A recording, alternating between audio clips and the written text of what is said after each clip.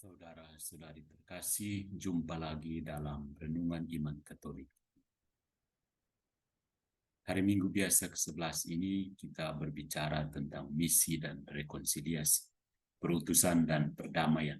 Dua hal yang menjadi topik menonjol dalam bacaan-bacaan kitab suci hari Minggu ini.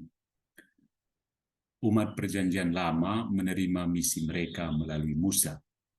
Kita umat Perjanjian Baru menerima misi kita melalui Yesus Kristus. Pertanyaannya, apa misi kita?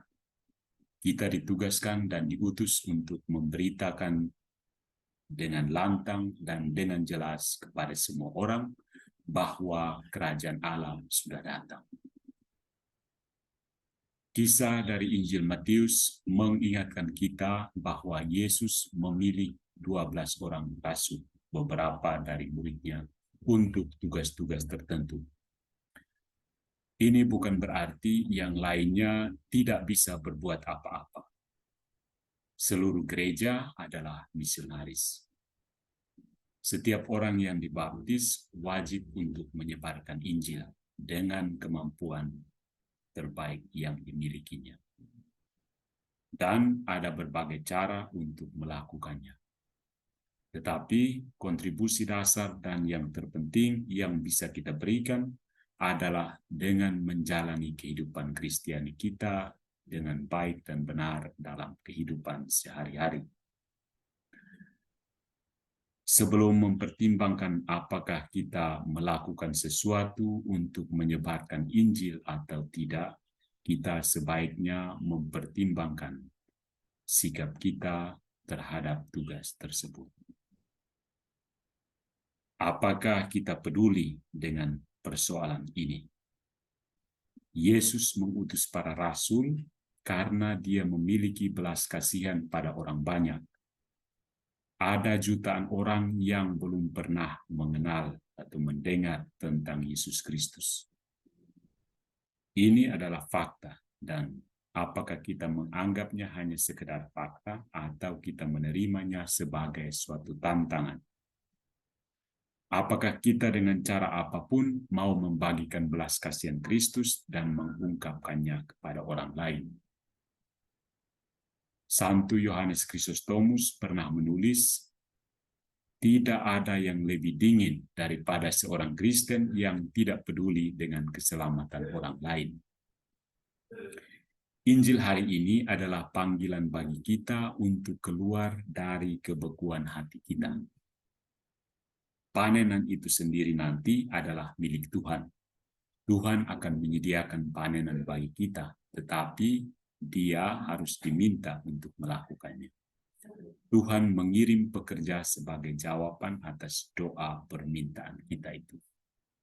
Itulah hal pertama yang dikatakan Yesus kepada para murid. Bekerja tanpa berdoa akan menjadi sia-sia. Santo Paulus menyadari hal itu, dan dalam surat-suratnya dia sering meminta doa supaya Tuhan memberkati pekerjaan misionarisnya. Santa Teresa dari Lisieux adalah seorang biarawati kontemplatif yang tertutup. Kehidupan religiusnya yang singkat dihabiskan dalam doa, pekerjaan rumah tangga, dan penyilihan dosa. Dia mempersembahkan hidup dan doanya untuk kegiatan misi. Setelah kematiannya, dia dinyatakan sebagai santa pelindung misi di tanah asing. Sepertinya suatu pilihan yang aneh. Namun hal ini mengingatkan kita bahwa mereka yang kelihatan hanya berlutut dan berdoa juga terlibat penuh dalam kegiatan misi. Sebuah pengingat juga bahwa salah satu cara memenuhi kewajiban kita untuk mewartakan Injil adalah dengan mengingat karya misionaris gereja dalam setiap doa pribadi kita sehari-hari.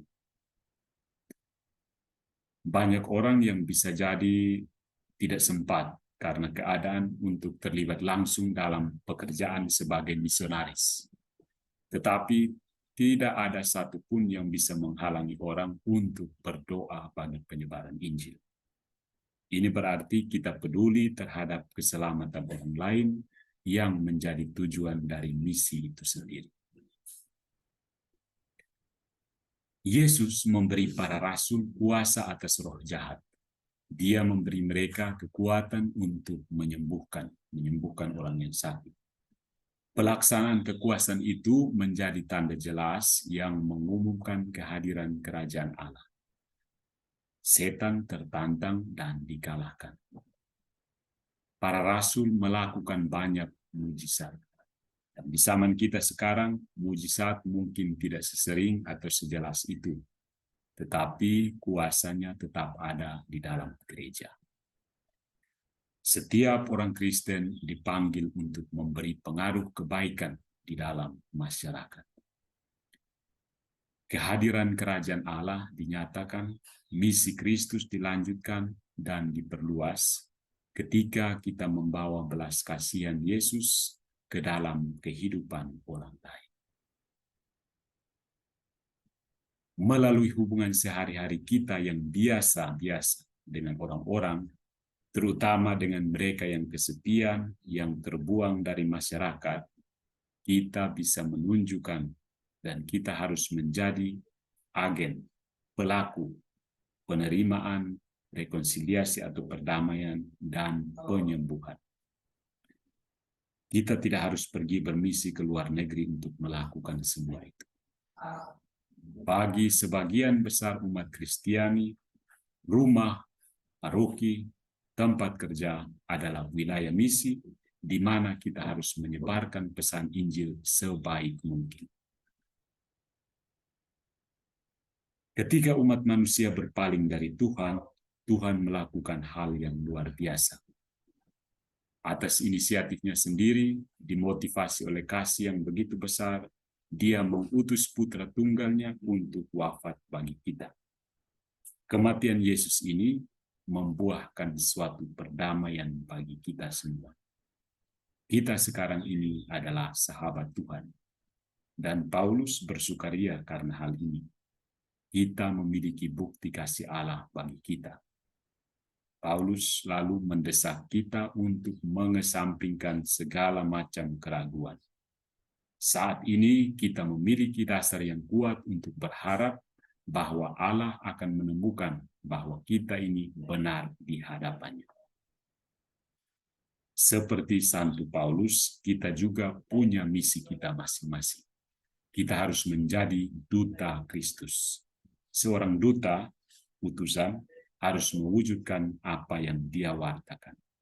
Kita dengan gembira menyatakan perdamaian. Itu artinya mencakup secara konsisten membantu saudara dan saudari kita melalui teladan baik kita untuk diperdamaikan dengan Allah dan dengan satu sama lain. Semoga